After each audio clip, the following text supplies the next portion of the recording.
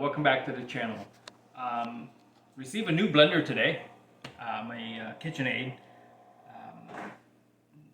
0.9 horse blender. It's an amazing blender. I have one similar to it in the past, so I'll share with you why I purchased a new blender, and I'll do a price comparison of what I have here. I don't have any other blender outside of in a professional kitchen where we use Vitamix and Roku.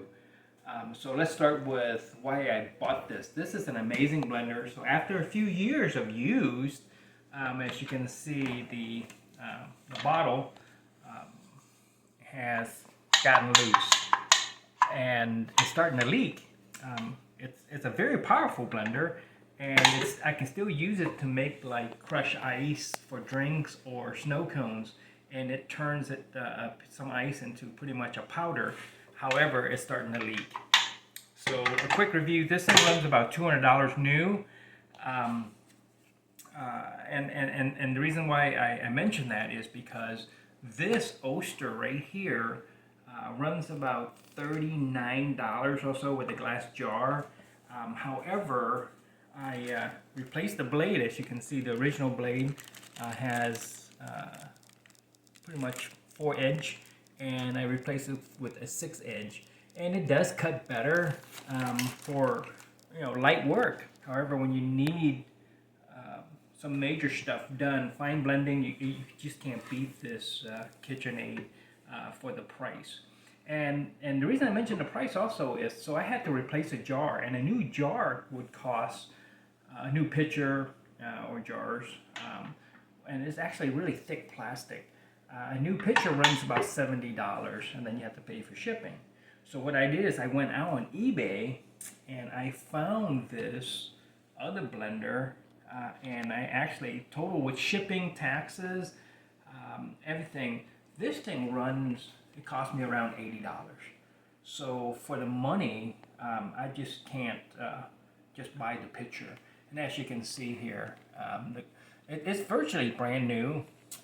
It's certified used, and you see the bushing here is pretty solid, and it did not have very much use or any use at all, any sign of use at all. Extremely smooth. I'll turn this on for you to hear it, and then I'll turn this on for you to hear it, and you can see you can still hear the click. And it does have a 5-speed, and it'll start slow, and then it kick on its normal speed. So, see, and you can hear the roughness in it. And I still, like I said, I still use this to make ice, and I can swap out the pitcher. So what I did is I'll use this new one as my main mixer, and if this ever goes, I have a backup base. You can buy used base.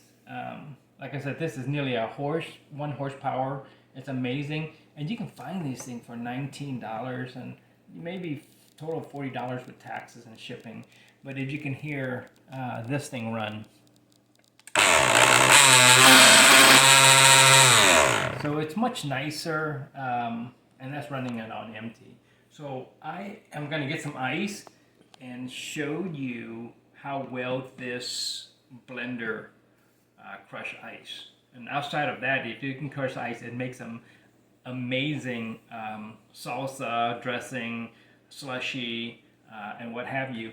And like I said, I can still use the base and turn this orange one into a black one with a new bowl, which I think is pretty cool. Right, so let me crush some ice for you just to demonstrate how I can make some snow cones. I'll be right back.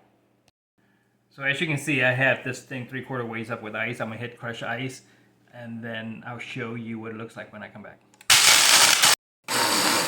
Okay, so it's pretty much done crushing, and as you can see, it's like a powdered snow. And all you need is some simple syrup, 1 part sugar, 1 part water. Bring it to a syrup, reduce the heat with 1 pack of maybe unsweetened Kool-Aid put on top, and then you have yourself some a snow cone. All right, guys. So for the value, you can't beat this blender. It'll last years and years and years. Hope that helped. It crushed ice a lot better than this thing. So I'll see you next time. Thank you.